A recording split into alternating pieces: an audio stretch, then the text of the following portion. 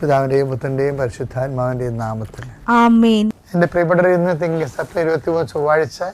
അമ്മേ പരിശുദ്ധമ്മേ, അമ്മേ പരിശുദ്ധമേ, ദൈവമാതാവേ, കൃപാസനത്തിലൂടെ ഞങ്ങൾക്കും ഞങ്ങളുടെ ദേശത്തിനും അമ്മ മധ്യസ്ഥം തേടി തന്ന എല്ലാ അനുഗ്രഹങ്ങൾക്കും കൃപകൾക്കും ഞങ്ങളിപ്പോൾ ഹൃദയം നിറഞ്ഞ നന്ദി പറയുന്നു.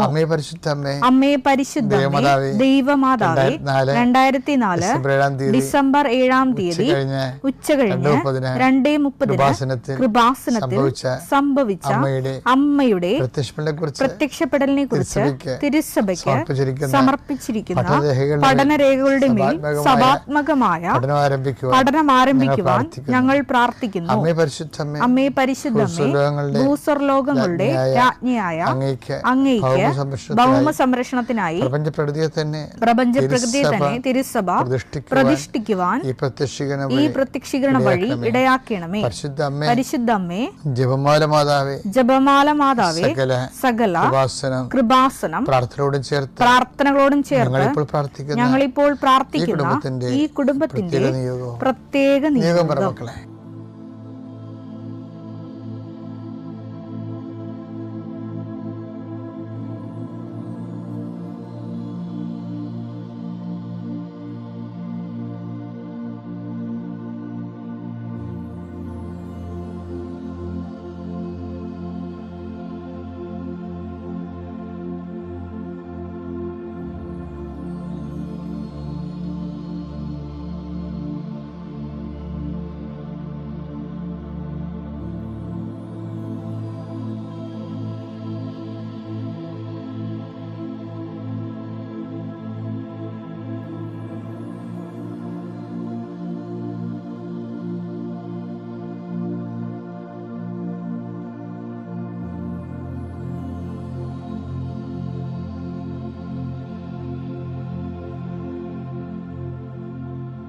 അമ്മയുടെ പ്രത്യക്ഷീകരണത്തിന്റെ ഈ അനുഗ്രഹവേളയിൽ ഞങ്ങൾക്ക് സാധിച്ചു തരുവാൻ കനിയണമേ.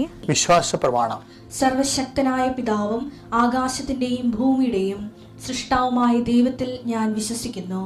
അവിടുത്തെ ഏകപുത്രനും ഞങ്ങളുടെ കർത്താവുമായ ഈശോമിശിഹായിലും ഞാൻ വിശ്വസിക്കുന്നു.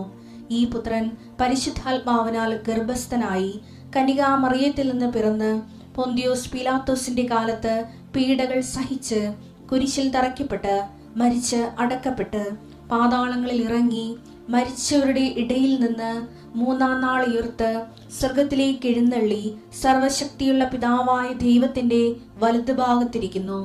അവിടെ നിന്ന് ജീവിക്കുന്നവരെയും മരിച്ചവരെയും വിധിക്കുവാൻ വരുമെന്നും ഞാൻ വിശ്വസിക്കുന്നു. പരിശുദ്ധാത്മാവിലും ഞാൻ വിശ്വസിക്കുന്നു. വിശുദ്ധ കത്തോലിക്കാ സഭയിലും പുണ്യവാന്മാരുടെ ഐക്യത്തിലും പാപങ്ങളുടെ മോചനത്തിലും ശരീരത്തിന്റെ ഉയർപ്പിലും നിത്യമായ ജീവിതത്തിലും ഞാൻ വിശ്വസിക്കുന്നു. ആമേൻ. സുഖസ്ഥനായ ഞങ്ങളുടെ പിതാവേ, അങ്ങയുടെ നാമം പൂജിതമാകണമേ. അങ്ങയുടെ രാജ്യം വരണമേ. അങ്ങയുടെ തിരുമനസ് സ്വർഗത്തിലെ പോലെ ഭൂമിയിലും ആകണമേ. അന്നു വേണ്ടുന്ന ആഹാരം ഇന്ന് ഞങ്ങൾക്ക് തരണമേ. ഞങ്ങളോട് തെറ്റ് ചെയ്യുന്നവരോട് ഞങ്ങൾ ക്ഷമിക്കുന്നത് പോലെ ഞങ്ങളുടെ തെറ്റുകൾ ഞങ്ങളോടും ക്ഷമിക്കണമേ. ഞങ്ങളെ പ്രലോഭനത്തിൽ ഉൾപ്പെടുത്തരുതേ, തിന്മയിൽ ഞങ്ങൾ രക്ഷിക്കണമേ. ആമേൻ. നന്മ നിറഞ്ഞ മറിയമേ, സ്വസ്തി. കർത്താവ് അങ്ങയുടെ കൂടെ സ്ത്രീകളിൽ അങ്ങ് അനുഗ്രഹിക്കപ്പെട്ടവളാകുന്നു. അങ്ങയുടെ ഉദരത്തിൻ ഫലമായി ഈശോ അനുഗ്രഹിക്കപ്പെട്ടവനാകുന്നു.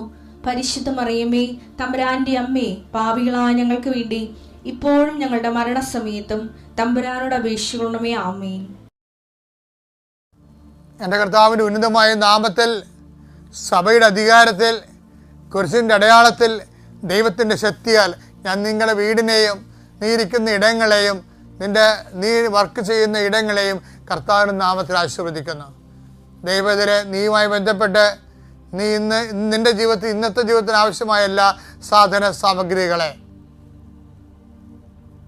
അത് ഫയലാകാം, പേപ്പറാകാം, വേറെ എന്ത് സംഭവമായ അത് കയ്യിലെടുത്തുകൊണ്ട് ആശീർവാദം മേടിക്കും. മക്കളെ, കർത്താവെ, കന്നുകാലി വളർത്തി ജീവിക്കുന്നവരുണ്ട്, കടകമ്പോളം ചെയ്ത് ജീവിക്കുന്നവരുണ്ട്, ബ്യൂട്ടി പാർലർ നടത്തി ജീവിക്കുന്നവരുണ്ട്, ഓരോരോ ചെറിയ ബിസിനസ് നടത്തിയിട്ട് ബേക്കറി നടത്തി ജീവിക്കുന്നവരുണ്ട്, ചെറുകിട വ്യവസായങ്ങൾ.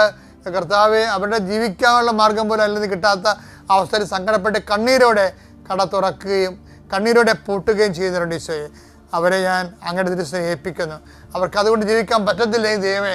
അവർക്ക് ജീവിക്കാൻ പറ്റുന്ന ഒരു ഇടം, ഒരു സ്ഥലം, ഒരു സംരംഭം അവർ കാണിച്ചു കൊടുക്കാൻ പരിശുദ്ധമ്മ കനാര കല്യാണത്തിൽ ചെന്നിട്ട് അവർക്ക് വീഞ്ഞില്ലെന്ന് പറഞ്ഞുകൊണ്ട് കർത്താവിന് ആ വിഷയത്തിലേക്ക് കൊണ്ടുവന്ന പരിശുദ്ധമ്മ, അധികാരമുള്ള അമ്മ, നിന്നെ അനുഗ്രഹിക്കുകയും നിനക്ക് ജീവിക്കാൻ, നിനക്കും മക്കൾക്ക് ജീവിക്കാൻ പുതിയൊരു ഇടം നൽകുകയും ചെയ്യട്ടെ. കേസകപ്പെട്ടിരിക്കുന്നവരെ, കള്ളക്കേസകപ്പെട്ടിരിക്കുന്നവരെ, അതുപോലെ തന്നെ വാക്ക് തർക്കങ്ങളിൽപ്പെട്ടിരിക്കുന്നവരെ, അതുപോലെ ഭീഷണിക്ക് പെട്ടിരിക്കുന്നവരെ, അതുപോലെ അതിർത്തി തർക്കങ്ങളുള്ളവരെ, അതുപോലെ കേസ് കടലിൽ അനുകൂലമായി വിധിക്ക് വേണ്ടി പ്രാർത്ഥിക്കുന്നവരെ, ഇങ്ങനെ ഓരോരോ കാര്യങ്ങൾക്ക് വേണ്ടി, അതുപോലെ പരീക്ഷയുടെ ടെസ്റ്റിന് റീടെസ്റ്റിന് കൊടുത്തിരിക്കുന്നവരെ, അതുപോലെ തന്നെ ഓരോ വിഷയങ്ങൾക്ക് വേണ്ടി അനുകൂലമായ തീരുമാനങ്ങൾക്ക് വേണ്ടി കാത്തിരിക്കുന്നവരെ, അവരെ കർത്താവിൻ്റെ തിരുസന്നിധിയിൽ സമർപ്പിച്ച് പ്രാർത്ഥിക്കുന്നു.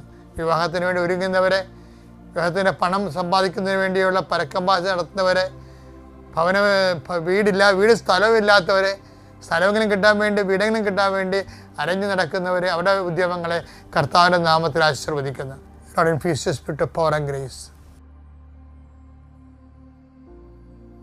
ഇപ്പം ഇന്ന് ഒരു സാക്ഷ്യം ഉണ്ടായിരുന്നു. ഒരു ഭർത്താവിനെ ഭയങ്കര ഇഷ്ടപ്പെട്ടായിരുന്നു. അത് ഒരു ഭർത്താവിന് ഈ ബ്ലോക്ക് നല്ല ഒരു 80% ബ്ലോക്കാണ്. അപ്പം വൈഫിനോട് അയാൾ ആശുപത്രി വെച്ച് ചോദിക്കുകയാണ്, എടോ ഞാൻ ഓപ്പറേഷൻ കൊണ്ട് ഈ ബ്ലോക്കിൽ നിന്ന് രക്ഷപ്പെടുമോ? അപ്പോൾ വൈഫ് പറയുന്നൊരു ഉത്തരവുണ്ട്, ഞാൻ ദൈവമായിട്ടൊരു ഉടമ്പടിയിലാണ്, അത് സത്യസന്ധമാണ്. സത്യസന്ധമാണെങ്കിൽ ഞാനത് നിങ്ങൾക്ക് വേണ്ടി എടുത്തതാണ്. അപ്പോഴും എൻ്റെ ഉടമ്പടിയിൽ എനിക്ക് വിശ്വാസമുണ്ടെന്ന്. എന്താ ഈ മനുഷ്യന്മാരൊക്കെ ഇപ്പം ഇങ്ങനെ ഉടമ്പടി ജീവിക്കണേ. അതുപോലെ ഹസ്ബൻഡിൻ്റെ ഹോസ്പിറ്റലിലോ അല്ലെങ്കിൽ ആരോഗ്യത്തിലോ അല്ലെങ്കിൽ ഓപ്പറേഷൻ പ്രൊസീജിയറോ ഒന്നുമല്ല, ഞാനും ദൈവമായിട്ടൊരു ബന്ധമാണ്. അപ്പോൾ ആ വ്യക്തിക്ക് എന്തുമാത്രം ബോധ്യങ്ങളാണ് കിട്ടിയിരിക്കുന്നത് നോക്കിയേ. ആപത്തോ വാളോ ഒന്നും അവരുടെ ഉള്ളിലുള്ള ബോധ്യങ്ങളിൽ നിന്നും ദൈവത്തോടുള്ള സ്നേഹത്തിൽ നിന്നും എടുത്ത് കളയപ്പെടുന്നില്ല എന്നുള്ളത് നമ്മൾ അപ്പോസ്തല കാലഘട്ടം മാത്രമല്ല, ഇക്കാലവും മനുഷ്യൻ ജീവിക്കേണ്ട സുവിശേഷമാണ്. അപ്പോൾ സുവിശേഷത്തിൻ്റെ സാധ്യതകളെ കണ്ടറിഞ്ഞുകൊണ്ട് നല്ല പൊരുതുന്ന പടയാളിയായി ജീവിതത്തെ അഭിമുഖീകരിച്ച് ഓരോ ദിവസവും നിനക്ക് എന്തിനാണ് എന്ന് ചോദിച്ചാൽ, ഇപ്പം ഒരു ഉത്തരവേ ഉള്ളൂ അതിന്. എന്താണ്? ദൈവത്തെ സ്നേഹിക്കാൻ. എന്താ കാരണം? എൻ്റെ കാരണം ദൈവം നമ്മളെ ഓരോ ദിവസവും പുതിയ സ്നേഹത്തിലാണ് സ്നേഹിക്കണത്.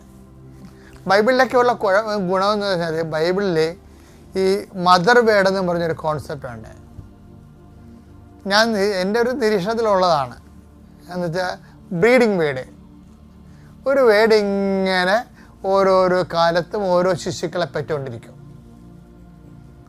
എന്നുവെച്ചാൽ അതിന് പുതിയ പുതിയ അർത്ഥങ്ങളും പുതിയ പുതിയ കമ്മ്യൂണിക്കേഷൻസും വരും ദൈവമായിട്ടുള്ള. 3:22-23 കർത്താവിന്റെ സ്നേഹം ഒരിക്കലും അസ്തമിക്കുന്നില്ല. അവിടുത്തെ കാരുണ്യം അവസാനിക്കുന്നില്ല. ഓരോ പ്രഭാതത്തിലും അത് പുതിയതാണ്. അവിടുത്തെ വിശ്വസ്തത ഉന്നതമാണ്. ഇത് സംഭവിച്ചല്ലേ, അവിടുത്തെ വിശ്വസ്തത ഉന്നതമാണ്. അതായത് അത് ഒന്നിനു വായിച്ചത്, കർത്താവിന്റെ സ്നേഹം ഒരിക്കലും അസ്തമിക്കുന്നില്ല. അതിനാണ് പ്രാധാന്യം. അതാ പ്രശ്നത്തില് സൂര്യന് അസ്തമയമുണ്ട്, വൃദ്ധിക്ക് ക്ഷയം ഉണ്ടാവും. അപവൃദ്ധിയില്ലേ, അപവൃദ്ധിക്ക് ഒരു ക്ഷയം ഉണ്ടാവില്ല. കർത്താവിൻ്റെ സ്നേഹത്തിൻ്റെ പ്രത്യേകത ഒരിക്കലും അസ്തമിക്കുന്നില്ലെന്നാണ്. അത് നമ്മൾ എന്തുമാത്രം മനുഷ്യരാശി 2000 കൊല്ലം ആയിട്ട്, 2000 അല്ല, സങ്കീർത്തനം എഴുതിയിട്ട് 3000 കൊല്ലമായിട്ടുണ്ട്. ഇന്ന് വരെ ധ്യാനിച്ചാൽ തീരാത്തിട്ട ഒരു വാക്കാണ്. കാര്യം കർത്താവിൻ്റെ സ്നേഹത്തിന് ഉദയം മാത്രമേ ഉള്ളത്. ഒരിക്കലും അസ്തമിക്കണില്ലെന്ന് പറഞ്ഞാൽ അർത്ഥം എന്താണ്? ഉദയം മാത്രമേ ഉള്ളൂ. പുതിയ പുതിയ ദൈവസ്നേഹമാണ്. പുതിയ പുതിയ ദൈവസ്നേഹത്തിലാണ് ദൈവം നമ്മളെ സ്നേഹിക്കണമെങ്കിൽ നമ്മുടെ മുമ്പിലുള്ള ഒരു ചലഞ്ച് എന്താണ്? എന്തിനാണ് ഒരു ദിവസം? ഞാൻ ഇന്നലെ പറഞ്ഞില്ലേ നിങ്ങളോട്, എന്തിനാണ് ഒരു ദിവസം എന്ന് ചോദിച്ചു കഴിഞ്ഞാൽ ദൈവത്തെ പ്രത്യേകമായ വിധത്തിൽ സ്നേഹിക്കാൻ വേണ്ടി. അത്യപൂർവ ദൈവാനുഭവങ്ങൾ ഇനി നിങ്ങൾക്കും സ്വന്തം.